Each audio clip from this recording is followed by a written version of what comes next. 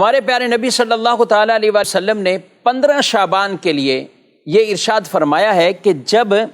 شعبان کا نصف ہو جائے، یعنی 15ویں شعبان وہ رات کا آغاز ہو جائے،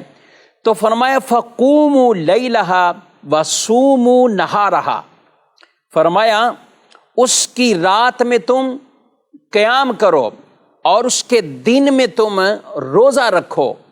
کہ یہ وہ رات ہے کہ جس میں اللہ پاک خصوصی طور پر ایک اپنی شان کے لائق آسمان دنیا پر تجلی فرماتا ہے۔ رب تبارک و تعالیٰ کی طرف سے اس رات میں ایک اعلان وہ کیا جاتا ہے، اور وہ اعلان یہ ہوتا ہے کہ ہے کوئی ایسا شخص کہ جو اللہ کی بارگاہ میں استغفار کرے کہ اس کی توبہ کو رب قبول فرمائے۔ سبحان اللہ۔ فرمایا ہے کوئی ایسا شخص کہ جو رزق مانگے اسے رزق دیا جائے، ہے کوئی ایسا جو کسی مرض میں مبتلا ہے، کسی آزمائش میں ہے، اللہ اسے عافیت عطا فرمائے۔ فرمایا یہ اعلان ہوتا رہتا ہے یہاں تک کہ طلوع فجر یعنی صبح کا وقت ہو جاتا ہے۔ دوسری روایت میں فرمایا قبیلہ بنی کلب کی بکریوں کے بالوں کی تعداد سے بھی زائد اللہ لوگوں کی اس رات بخشش مغفرت فرما دیتا ہے۔ اب ایسی بابرکت شب ہو، بابرکت ایسی رات ہو، آج افسوس سے کہنا پڑتا ہے کہ کچھ ایسی پوسٹیں چلا دیتے ہیں، ایسی تحریریں وائرل کرتے ہیں، کوئی فضیلت اس کی نہیں۔ ارے کوئی فضیلت اس کی نہیں،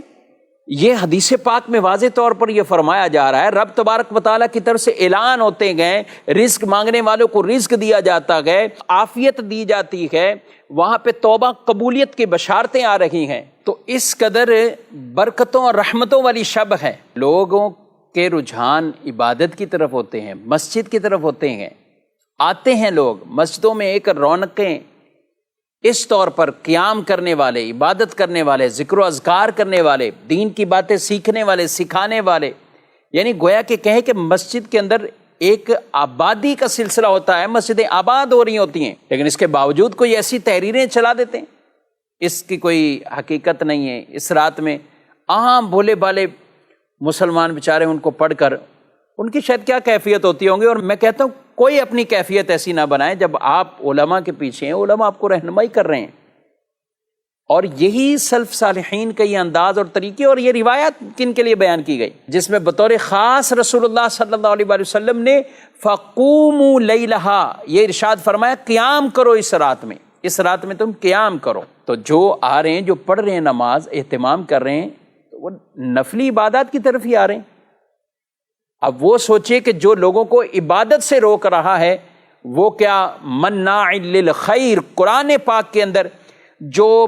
کافروں کا طریقہ، اور بالخصوص ولید بن مغیرہ بدبخت آدمی جس کے قرآن پاک میں اس کافر کی کئی برے اعمال کو نشاندہی کیا گیا، اس میں ایک بری صفت کہ یہ خیر سے روکنے والا ہے۔ ایک طرف تو وہ طبقہ شب برات میں جن کے بچے جوان یہ گلیوں میں نکل آتے ہیں اور طرح طرح کے اس سے رات کے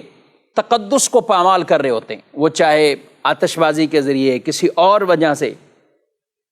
بجائے کہ لوگ ان کو منع کریں کہ تم عبادت گزاروں کو اس طرح پریشان نہ کرو، مسجدوں کے پاس بھی یہ کام نہ کرو، محلوں میں بھی یہ کام نہ کرو، لیکن ان کے لیے کوئی کچھ نہ کہے، اور جو عبادت کر رہے ہیں ان کے لیے طرح طرح کی باتیں کریں۔ یہ کیسا انصاف ہے، اور یہ کون سی ایسی لاجک ہے کہ جس میں آپ لوگوں کو دین کے طرف آنے سے تو روک رہے ہیں، لیکن آپ جو دوسری طرف خرافات میں پڑے ہوئے ہیں ان کے لیے آپ کچھ بھی نہیں کہتے۔